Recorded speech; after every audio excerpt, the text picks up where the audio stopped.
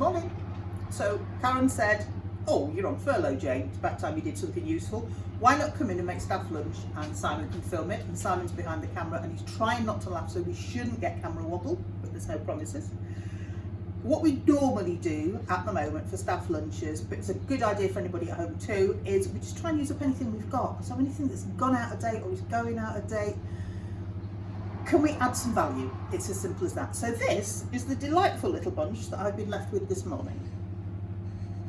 So manky bananas, a slightly dodgy melon, some apples that apparently taste of sod all, sausages that went out of date this morning, and a loaf that goes out of date today. So I'm good, but I'm not a miracle worker. So bananas, Madeline is working today as well. She's going to make pudding for all the staff at lunchtime. So they're having fried bananas and or banana cake. Just kind of depends how many bananas it turns out we've got. The melon, nah, even I can't do anything with that. Apples are going to be grated. We do a recipe here for an apple and ginger cake when the cafe is open.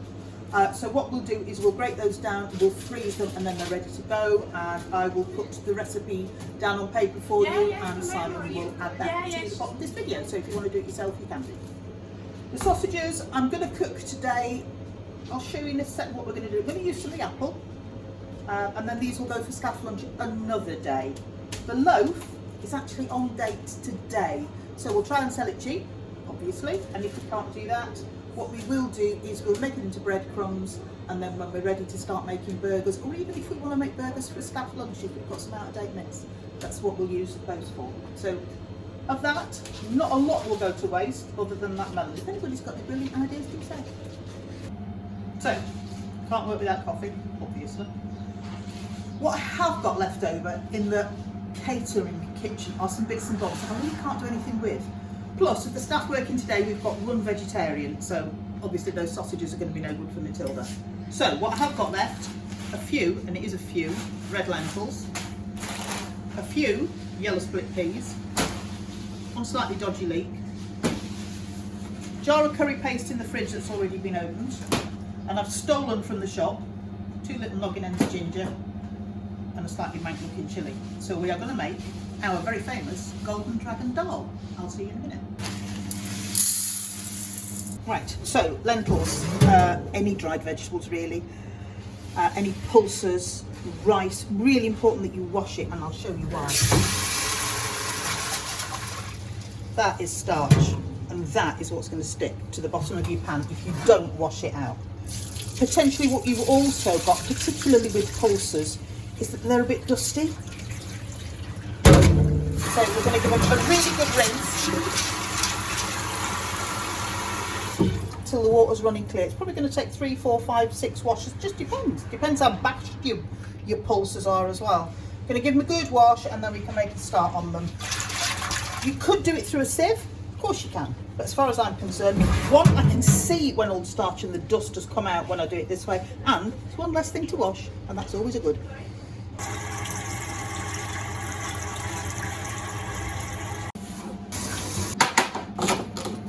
Nice big blob. Don't buy curry in a jar, it's bloody awful. Buy curry paste and make your own. Goes a lot further, works out cheaper in the long run, flavours so much better.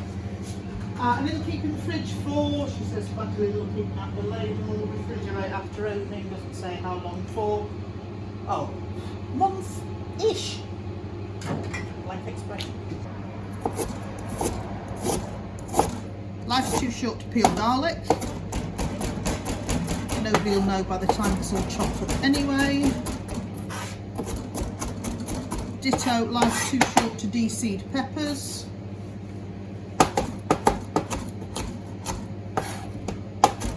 Great way to improve your knife skills.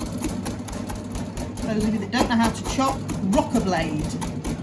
Don't lift it up, keep the tip down and rock the heel of the blade back down.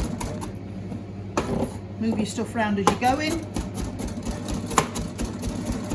and it'll be done in no time. And that awful rattling you can hear in the background is the stains. I'm a firm believer in using big enough pans and big enough boards and big enough knives. Imagine how long this would take with a tiny little knife. Oh, waste of space. Nice big blade, keep them sharp. Invest, if you do a lot of cooking, I wouldn't invest in good knives, I never have done. I invest in medium quality that will go through the dishwasher, that will give me years and years of service, that feel comfortable in my hand. That's quite a nice size for me with the size of my hand. I like that sort of blade where the heel goes below the handle so that you can rock it down onto the board without wrapping your knuckles every single time. So a big enough knife, a nice big board so you can spread out. Why faff about with a little one? And why faff about with a little saucepan? So this is going in that blooming big pan. I know it's a catering size. So in there we have got the split peas, we've got the curry paste, we've got some garlic, and obviously we've got some oil. And we're going to fry that fairly hot. I'm very impatient, so I haven't got time to be fannying about with a gentle simmer. We're going to blast it. The reason I've only got the split peas in there, they're going to take a lot longer to cook than red lentils. So halfway through the cooking, we're going to put the washed red lentils into the mix. Normally, obviously, I'd only be using one sort, but this is what I've got, this is what I'm going to do. There we go. You can see that it's just starting to sizzle a little bit. It's a little bit wet in there because there's some of the water that came off the split peas. It will very soon evaporate. Coming along quite nicely. I'm going to put some leeks in here, so I haven't bothered with onion. You can do, if you've got any. Right, I'm going to go and get some boiling water.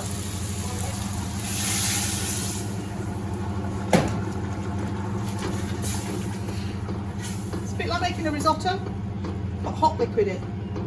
Speeds the whole process up. Doesn't hold you back every time you add some cold liquid. It's got to come back up to the boil. We're lucky here, we've got the tea boiler behind the cafe counter. We just put the kettle on. That's fine. So what we're going to need is a little bit more depth of flavour to this. So I am going to use Knorr vegetable paste. You might have stock cubes at home. You might have bouillon powder. We seem to sell a lot of the marigold. I don't like that. It's too salty for me. All I can taste is salt with marigold, but I really like this. If you're using stock cubes, depends whether you're vegetarian or not. Use veggie ones, use chicken ones. I find ham ones as a base for soups and chickeny casserole things are brilliant. So I love Knorr. So I'm going to put a lot of that. There you go. Let's season to taste. We won't need any salt in there because of the bouillon. And there's also some in the curry paste, obviously. What we will need later is a bit of pepper, but I'll do that towards the end and we'll give it a taste and we'll see. So I'm going to turn that down a wee bit now because she's boiling away quite happily. And we'll let that simmer for 20 minutes, give it the occasional stir, just check the liquid. So, we're about 25 minutes later and it's starting to look a bit soupy, for want of a better word, and the split peas are starting to break up a little bit.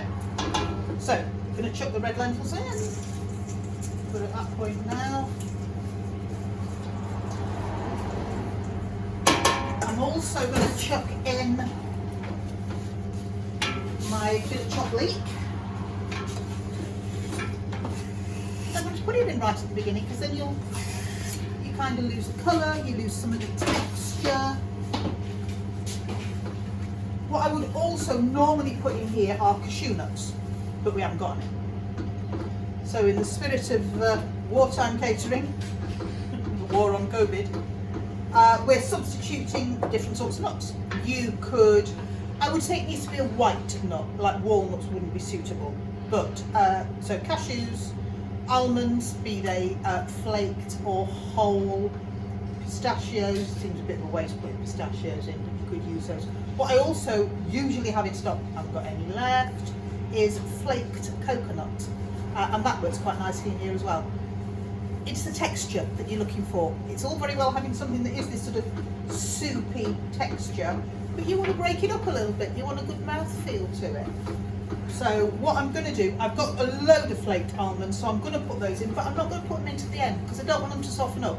I want them to stay not exactly crisp, but crisper. So that's what we're going to do. So I'm going to drop more water in here, and we're going to simmer it for a bit longer, and then I will come back to you in a bit. So the staff have decided that they want naan bread to go with their lunches. They were given the choice, you know, pita bread or some floury tortillas. No, naan bread is what they want. So sprinkle it with water, shove it in the oven. You don't sprinkle it with water, it's really, really dry. So that's done. You're going to need 5 minutes just to heat through, and have a little nosy in the pan. So what I've done, I have chucked in some quartered up cherry tomatoes. If you haven't got them, don't bother. Use big tomatoes. They need to be fresh ones. Canned are no good. The reason we made this recipe, and we called it Golden Dragon, so we tried to incorporate all the colours for the Welsh flag. But you know, we've got split pea, so it's gold. But you've got the red and you've got the green, so we put some leeks in for the green. You can use any other green veg that you've got left over. A little bit of broccoli, a little bit of sprouting broccoli, a bit of asparagus, anything like that. Courgette, absolutely fine. Chuck it in near the end. You don't need to cook it right through, and then if you do, it goes like horrible khaki colour. But what I have got is I've got some frozen spinach. Bloody love this stuff. It's just so convenient, and it's convenient because it comes in little blobs. So I'm going to chuck half a dozen in, and then it's just going to go back in the freezer, and it will do another dish. So it will do dal another day. It will do a bed for poaching fish on top of. It will make a really great soup with any other little bits of green veg you've got. Make a really nice pasta, sauce for pasta with something like just cream cheese, and stir it through, and some spinach, a bit of ricotta if you can get it, a bit of parmesan if you can get it, anything like that. So really good standby, and we sell it in the shop. So rather than use fresh, I'm just using this one. So that's going to be a few minutes. Then I'm going to chuck the almonds in that I talked about earlier. Nice, you could toast them, or you can put them in plain. It's up to you. Depends what you fancy. Don't do measuring. Just kind of do it by the hand. I like almonds, so there's quite a few in there. If you haven't got them, guess what? You leave them out. It's not going to be any the worse for it. And then every time you do make it, it's going to be a little bit different. Who wants to eat the same stuff every day? So, naan bread are in the oven, heating through. Madeline is clearing and disinfecting the table so all the staff can sit down and eat their lunches. Everybody's coming together. This is coming together nicely. This spinach really does not take any time at all in this sort of a dish.